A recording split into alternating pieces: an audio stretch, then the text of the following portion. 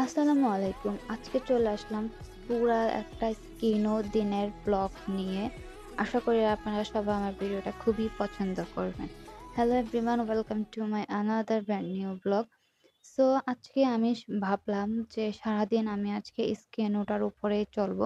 যেহেতু এটা একটা নিউ ব্র্যান্ড আসছে বাংলাদেশে, তো আমি ভাবলাম যে সেটা ট্রাই করে দেখা যাক। তো সেখান থেকে আমি স্কিন ও ব্র্যান্ড থেকে আমি কাস্টার্ড অয়েল, তারপর অর্গান অয়েল, স্কিনের বডি লোশন, স্কিনের বডি ওয়াশ অ্যান্ড শ্যাম্পুও নিয়েছি। তো ভাবলাম যে সারাদিন আজকে স্কিনের উপরে এক্সপেরিমেন্ট করা যাক। তো ফার্স্টলি আমি আর্গান অয়েল অ্যান্ড কাস্টার্ড অয়েলটা একসাথে মিক্স করে হেয়ারে এপ্লাই করে নিলাম। আমি শুনেছি যে স্কিনের কাস্টার্ড অয়েলটা অনেক ভালো নাকি চুলের জন্য। তো আমি ভাবলাম যে দেখি ট্রাই করে অ্যাকচুয়ালি কি হয়। কারণ আমি চাই না যে আপনাদের কাছে একটা ফেক রিভিউ দেওয়ার। একটা প্রপার ভালো রিভিউ হলে অবশ্যই শেয়ার করব এবং খারাপ রিভিউ হলেও অবশ্যই শেয়ার করব। কারণ আপনাদেরকে তো ভুলভাল বলে আর লাভ নেই। সেটাতে আমার নিজেরই ব্যক্তিত্বের ক্ষতি হবে। এটা আমি খুব ভালো করেই জানি। তারপরে তো আমি এখানে আর্গান অয়েল আর কাস্টার্ড অয়েলটা একসাথে নিয়ে মিক্স করে নিচ্ছিলাম। তারপর হেয়ারে সুন্দর করে দিয়ে এপ্লাই করে নিয়েছি এবং প্রায় আমি ১ থেকে ১.৫ ঘন্টার মতো রেখে দিয়েছি। হেয়ারে দেওয়ার সময় কিন্তু আমি খুব ভালো করে আমার হেয়ার স্কাল্পটা মাসাজ করে নিয়েছি। আর এছাড়াও আমার দৈনন্দিন লাইফের ব্যস্ততার জন্য কিন্তু চুলের একদমই যত্ন করা হয় না। আর আমি তো হেয়ার মাস্ক লাগাই না অনেকদিন হয়ে গিয়েছে। তো যার জন্য ভাবলাম যে এটাই আজকে এপ্লাই করে দেই।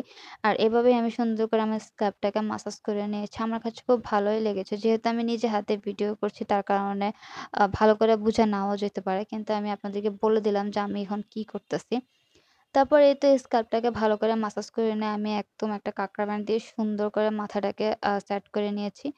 আর এই তো এখানে আমি দেখাচ্ছিলাম যে আমার হেয়ারটা দেওয়া শেষ। তারপর আমি আমার কিছু কাজ মাঝখান দিয়ে শেষ করে নিলাম। তারপর আমি সোজা চলে যাব শাওয়ারে। আর এখানে আমি আপনাদের সাথে শেয়ার করতেছিলাম যে আমি কিভাবে আমার হেয়ারটাকে সুন্দর করে সেট করেছি তেলটা দিয়ে মাসাজ করার পরে। আপনারা ট্রাই করবেন যে চুলটাকে এভাবে রাখার জন্য। তাহলে কিন্তু ব্লাড সার্কুলেশন ও খুব ভালো হয়। বাট বেশিক্ষণ রাখা যাবে না। ১ থেকে ১.৫ ঘন্টা বা ইনাফ 2 আওয়ার্স ইস ইনাফ এরকম রাখলেই হবে। তারপরে এই তো আমি সুন্দর করে শাওয়ারে চলে যাব। এট ফার্স্ট এই আমি স্কিনোর এই হেয়ার শ্যাম্পুটা ইউজ করে নিচ্ছি। এটার স্মেলটা আমার কাছে জাস্ট টপ নচ লেগেছে। এত ভালো স্মেল ছিল। আমি খুব লাইক করেছি। আর হেয়ারটা ওয়াশ করার পর তারপর আমি এই রোজের এখানে স্ট্রবেরি ছিল অ্যান্ড রোজ ছিল। আমার স্ট্রবেরি নেওয়ার ইচ্ছে ছিল। পরে এনে দেখি যে এটা রোজ। তো আমি ভাবলাম যে ওকে যেহেতু কোম্পানি একই পেয়েছে অসুবিধা নেই। নেক্সট টাইম আমি গিয়ে স্ট্রবেরিটা ইউজ করব। আর এটা একটা মানে একটা কি বলবো একটা রিফ্রেশনার মতো একটা ফ্লেভার দেয়। তো আমার কাছে যাই হোক অনেক ভালোই লেগেছে ওভারঅল। দেন আমি শাওয়ার করে এসে এবার এই যে স্কিনের এই হাইড্রেটিং লোশনটা ইউজ করব। এটা নাকি অনেক হাইড্রেটিং হওয়া থেকে রক্ষা করে আ বডিটাকে। আপনি যেখানেই লাগাবেন সেই জিনিসটা হ্যান্ড হতে পারে, লেগ হতে পারে অ্যান্ড চিকস হতে পারে। আর যেখানে ইচ্ছা আপনি ওখানে লাগাতে পারেন। বেলি হতে পারে, ইচ্ছা আপনার।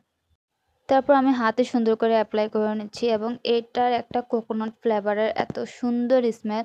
অ্যাকচুয়ালি আমি পার্সোনালি কিন্তু কোকোনাট ফ্লেভারের বডি লোশনগুলো খুবই লাইক করি। যেহেতু এটা আমার ভাইবের সাথে মিলে গিয়েছে, এটা আমি অবভিয়াসলি লাইক করছি। তো যাই হোক, এই ছিল আমার আজকে স্কিন ও ডেট ভিডিও। যদি ভালো লেগে থাকে অবশ্যই লাইক, কমেন্ট এবং শেয়ার করে দিয়ে আমার পাশে থাকবেন।